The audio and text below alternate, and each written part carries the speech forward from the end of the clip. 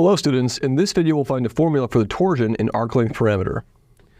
So we recall,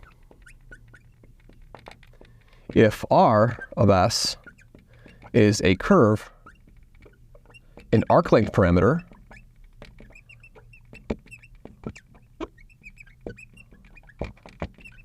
then we have the Frenet-Serret equations.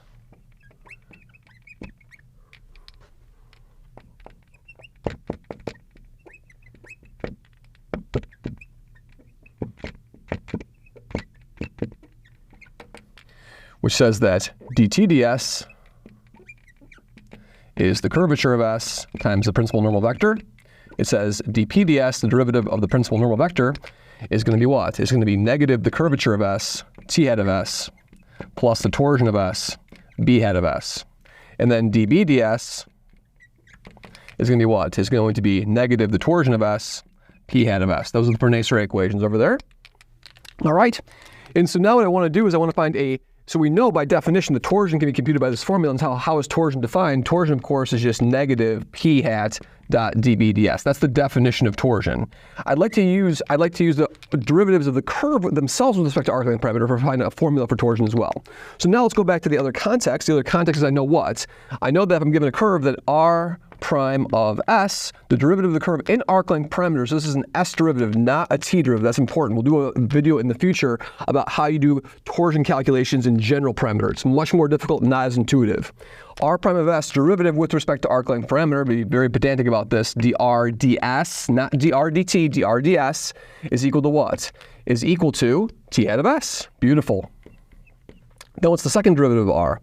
R double prime of S is going to be dt ds, which by Frenet-Serret is what? By Frenet-Serret, this is kappa of S times p hat of S. Let me do the third derivative now. The third derivative of the curve in arc length parameter is therefore going to be the curvature. Well, let's do the derivative. It's the derivative of the first, derivative of the curvature, times p hat of S, plus the first function, curvature, times the derivative of p with respect to S, which is what? Which is negative curvature of S, t hat of S, plus torsion of S, b hat of S. Great. All right, so now, of course, what we can do is we can simplify this a little bit. So what I want to say is the following. So I want to consider this whole quantity over here, this third derivative, I'm going to write it in sort of a more standard form. This is really what? It's really negative kappa of S, quantity squared, t hat of S, that's the t term, plus kappa prime of S, p hat of S, plus torsion of S, times curvature of S, times b hat of S. Great. All right. Now what I want to do is I want to compute the second derivative cross the third derivative. So what is r double prime cross r triple prime? The second derivative cross the third derivative. I'm going to drop the s's, but remember these are all functions of s, right? So the second derivative is really what? Is really the curvature times p hat. And I'm going to cross that with what? I'm going to cross that with negative curvature squared times t hat of S, and then plus curvature prime p hat, and then plus torsion times curvature times b hat. Okay, so let's do it one by one. Of course, the easiest is going to be p cross p. P cross p is going to be 0 because the vector cross itself is 0. Then there's a cyclical relationship for how these things cross with each other, right? It's just like I, j, and k. It's t, p, and b. Just like I, j, and k can spin around the wheel like this, like so. Same is true for t, p, and b. Okay? So what is p cross t? I'm going backwards, so that's going to be negative b. So this over here is going to be negative kappa cubed, and then I'm going to have a negative kappa cubed, I'm going to have a negative b from the, I have a what? I have a p cross b, so I get a negative b, so it's going to turn to a positive, right? Because I have a negative and a negative, b hat. The second term is 0. And then we have a what? Then we have a torsion times curvature squared, p cross b. P cross b is equal to t. Great, so that's what r double prime cross r triple prime is. Now, if I dot that, if I do a triple scalar product of r prime, r double prime, and r triple prime, what will I get?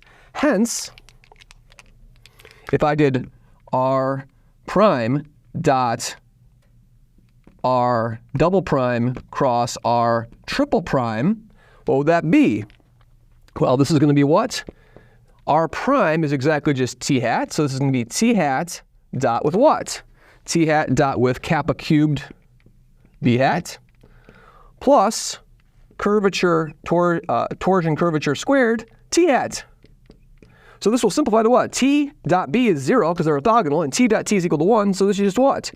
Torsion times curvature squared. So now I'm in a position to write down the formula for torsion. So what's torsion? Torsion is this triple scalar product. It's r prime dot r double prime cross r triple prime, the triple scalar product of r prime, r double prime, and r triple prime, divided by the curvature squared. But what is the curvature squared? The curvature squared is really the length of the second derivative quantity squared. So this is divided by r double prime of s quantity squared.